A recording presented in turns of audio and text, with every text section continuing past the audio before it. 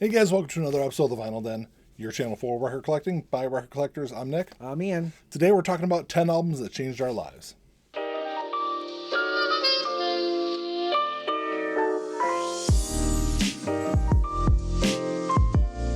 a bunch of links down below. You got links for the Vinyl Den Facebook group, for the merch page, for the Spotify and Apple Music playlist I put together every week, and the Patreon page. Make sure you check all that out. Like always, if you enjoyed the episode, make sure you give us the old thumbs up. Hit that subscribe button down below. Make sure you hit that notification bell so you're notified every time we release episodes. So over the last several weeks, I've seen a lot of these videos popping up on YouTube. People talking about 10 albums that really kind of changed their lives. And I thought it'd be kind of fun for us to pick 5 of our own. If you want to start one off? Sure. Because the first one you have is also one I would pick also. But Well, mine are going to be kind of done in order of how they, my life up to about 15 years old. That's the order I've got Is mine it? in Okay. also, yeah. So first one, Michael Jackson's Thriller. I was 5 when this came out, and I don't remember which song I heard first, if it was Beat It or Billie Jean. One of those was on MTV. At 5 years old, I knew I wanted this, more of this. I wanted to listen to this. Yeah. It was the first cassette I ever owned. I had a couple records, but they were kid records. It was 5. It was the first cassette I ever owned, and I probably wore it out. I'm sure I wore it out. And I mean, it's Michael Jackson. What more can you really say about it? It's Thriller, Michael. It's Michael Jackson in 1983, 82, 83. When he was still innocent and I think I think it was probably, this came out late 83. yeah. So I guess I was closer to 6. So it's probably like early part of 84 when I got this album. And it's the first memory I have is sitting on my floor in my bedroom with one of those plastic, probably some kind of like Fisher Price turntable or something like that, listening to this record. And it's an album I've loved ever since the first time I heard it. So many great tracks on here. This really could, if this wasn't Michael Jackson, if this was like any other artist, it'd be like a greatest hits compilation. That's how every track on that album is so. It's just perfect. Yeah, it kind of is a perfect album, and that is really kind of what got me into like having my own musical taste, because my parents really weren't into this. So it was definitely something, the first time I had a unique perspective on something. It was probably the same for me also, because I was probably 4 or 5 when this album came out. Like at that time, my parents were listening to like a lot of country music, late 70s, very early 80s country music, and so this is like the first time I was experiencing something other than what they listened to. Right, exactly. Where it was something I chose and something that was for me. Yeah. An album for me that was a little, I guess it's kind of similar to Thriller, is Appetite for Destruction by Guns N' Roses. This is the album where I kind of like started more like breaking away from like I guess like the mainstream music that my parents listened to, even though this was mainstream when it came out. This was very different than anything else that I had listened to from them before. This really kind of paved this kind of whole new path for me musically. And I think it did for all of us at that time period, really. Yeah. And I was like 7 or 8 years old when this album came out. So, because same thing. I mean, my mom's musical taste is just whatever's on, and it's, background noise. Yeah. My stepdad at the time, as far as he was concerned, music stopped being made at 1979.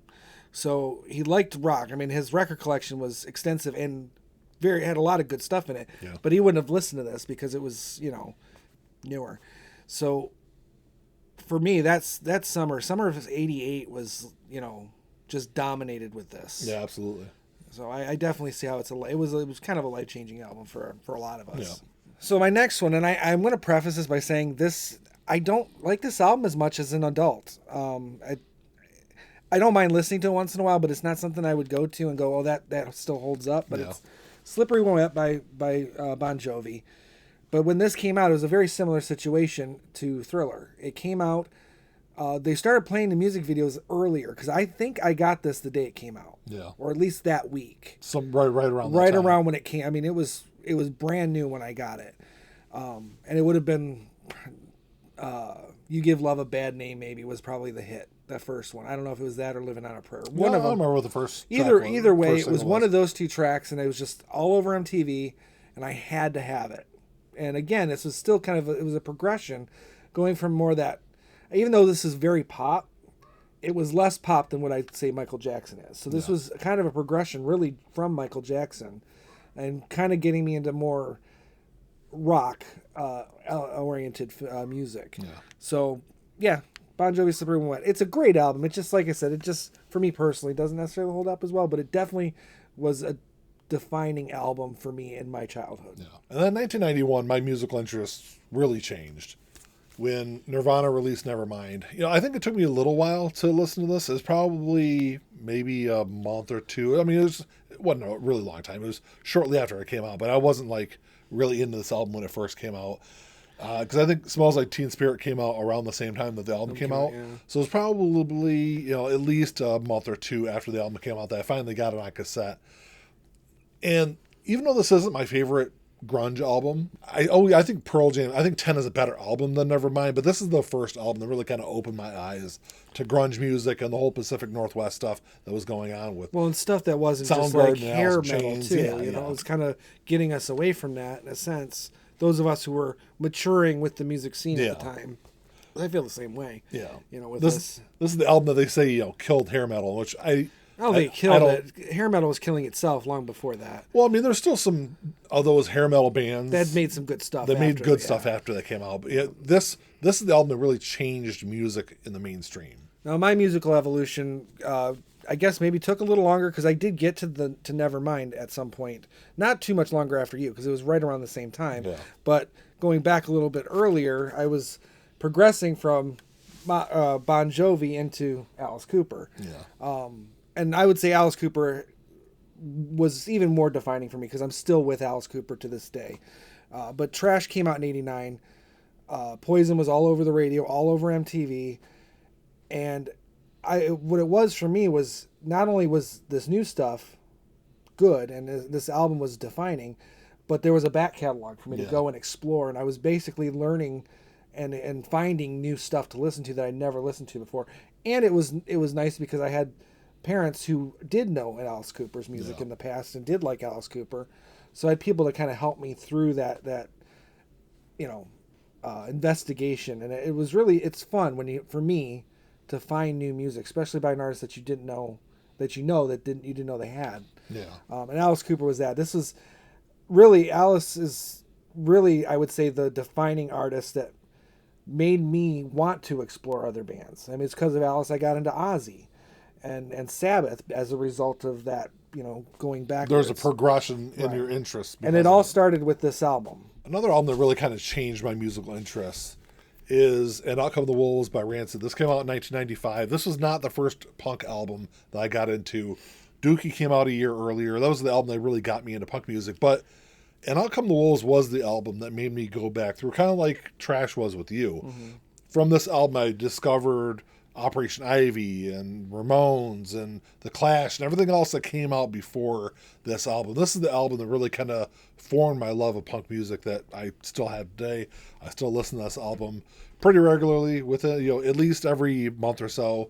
I always listen to this one. And this is one that changed, from what I was listening in the 80s and then early 90s with like grunge music. And then from this album, it was pretty much punk music for the next 15 years. Right. And I came to Rancid and punk music in general late because it was you who got me into punk music.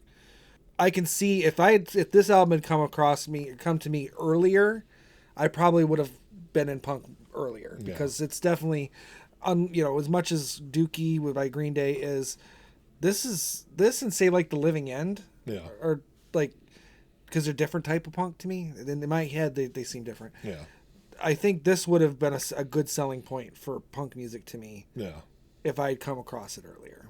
So this next one's not going to be a surprise to anybody. It is a surprise to me because it's not my favorite of their albums. Well, yeah. Okay. So I guess let me do this. Let me show you. It's Aqualung by Jethro Tull. I have not always been a Jethro Tull fan. I was born into a family. Well, I have my dad is almost as big of a Jethro Tull fan as I am. At one point, he was a much bigger Jethro Tull fan. So my whole early life, all it was Jethro Tull. I was named after Ian Anderson. So I fought against it because, dad music, it's, it's... Dad rock. Dad rock to a degree before that was a thing. Yeah. So I fought against it. I mean, my dad would make me copy, he'd make cassettes of all this music. Oh, listen to this. I wouldn't do it. I wouldn't listen to it because it's like, well, it's that's Jethro Tull's dad music. Yeah. So I fought it for a long time. And early summer of 93, middle of the summer, nothing to do. I was bored. I found one of those cassettes. It was Aqualung, and I played it. And then I played it again. And I'm like, that's not bad. Because, again, coming off of Alice Cooper and that classic 70s rock, I was like, that's not bad. And then I went through my cassettes and found all these tapes that my dad had made. And within a week or two, I was pretty much a fan. Yeah. And I'm a bigger fan of Jethro Tull now than my dad ever was. And that's saying a lot. Aqualung is not my favorite album, but this was the very first one that I truly ever sat down and fully listened to all the way through. So in many ways, as much as I say Alice Cooper defined my retro listening, this has defined every other aspect of music for me since I was 15 years old. So an album, I guess, a little similar to Aqualung for you. This is an album that I kind of came to a little later, and it might be surprising to some people out there. And that is Dark Side of the Moon by Pink Floyd. Easily my favorite album of all time. But I'm shocked. But what I will say about this album was it took me a really long time to listen to this. I grew up with The Wall. I love The Wall. I've loved The Wall since I was probably 12 or 13 years old. But there was so much hype around this album that I didn't listen to it for a long time because of all that. I would listen to Money, was probably like the only track I would listen off this album. Mm-hmm. Or Time, because it would be on the radio. Well, I don't even think I really ever listened to that. I think it was pretty much just Money was the only song I listened off this album for years. And it was probably, I would say, early part of the 2000s. Like it was that long of a period of time where I finally got around to actually just listening to this whole thing. It was right after I got into like digital streaming music. I mean, I guess I wasn't streaming. I was illegally downloading music. I know, big shock. No one ever did that in the early 2000s. I don't have my pearls to clutch. Yeah. So I downloaded a copy of this album. And from then, it's been my favorite album of all time. I absolutely love this. Ian gives me a lot of shit for how many copies of this album I have. So does my wife. I probably do have too many copies. I think I've got 11 or 12, which, whatever. But it's an album that really kind of changed my musical interests in the early part of the 2000s. I got away from listening to basically all I listened to from like 95 until early 2000s was punk music. This kind of got me back into a lot of the older music, a lot of the 70s music, especially a lot of other stuff from Pink Floyd that I never listened to before. Wish You Were Here and Animals, a lot of other classic Pink Floyd albums, but it really kind of started with this one. So my last one, again, is probably not going to be much of a surprise, but when you're talking about albums that you believe change your life or you feel define some aspect of your musical taste, this has to be brought up, and it's August and Everything After by Counting Crows. I've been with these guys since 93 when this album came out. This was an example of the songs getting Mr. Jones specifically and Round Here getting a lot of play on MTV and really liking those songs. A lot of play. Too much for Mr. Jones if you ask me. But so I bought this album, and every track on it is a winner. So it was an easy album to just listen to all the time. And the nice thing is, as much as, like I said, this is not my favorite of their albums, much like those others, but it obviously was a gateway album to what came after. Counting Crows released their follow-up album. A lot of times follow-up albums, that's really how to determine whether or not a band is good. Yeah. And Recovering the Satellites was mind-blowing. I think it's a better album. It's a way better album. And that's saying a lot because this is such a good album. And as a result, because this kind of opened my eyes to softer, more introspective music, which you don't really find with a lot of the other artists I listen to, at least especially back then. So this was kind of like finding my hippie music or my, just like I said, that introspection. And this is an album that I think really changed music in the mainstream. They're like the middle part of the 90s. There were other artists that were doing a similar style, but I think this album in particular opened up doors to a lot of those other bands that did rock music, but did kind of like also incorporated some like folk into in the Yeah, music. this is definitely a different element. sound. Yeah. They classify Counting Crows as Americana now. Yeah. I don't know if I see that. Some songs maybe, but folky ish indie kind of thing I can go for. And then you're right, it kind of opened up the door for a lot of bands like this to be more in the mainstream that weren't just pop bands, because you had pop bands that kind of had that softer rock element, but this was something above and beyond. And even though it opened the door for all those other bands, I still think that Counting Crows is the most consistent artist of that period with that style of music in terms of their output. And it could be because they don't put out a lot of albums. They haven't put out a lot of albums. Yeah. Maybe that's why.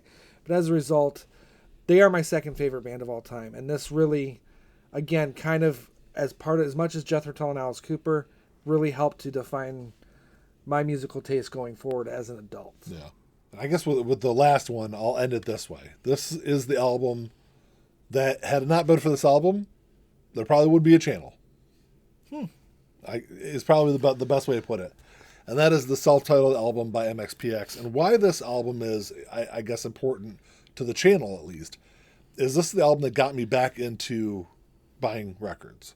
There was the band did put together a Kickstarter in early 2018. I think it was like March 2018.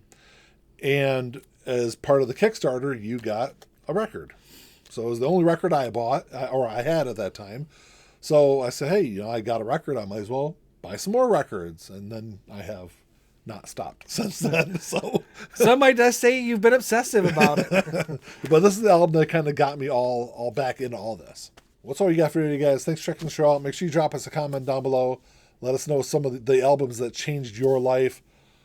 I could have went on with more than just the ones we talked about. I mean, we had some overlap too. I mean, some of the ones that you chose, I considered putting on my list because there are a lot more. For sure. Absolutely. But let us know what you guys think. Like always, if you enjoyed the episode, make sure you give us the old thumbs up. Hit that subscribe button down below. That's all we got. Until next time. Talk to y'all later. Keep on spinning. Peace.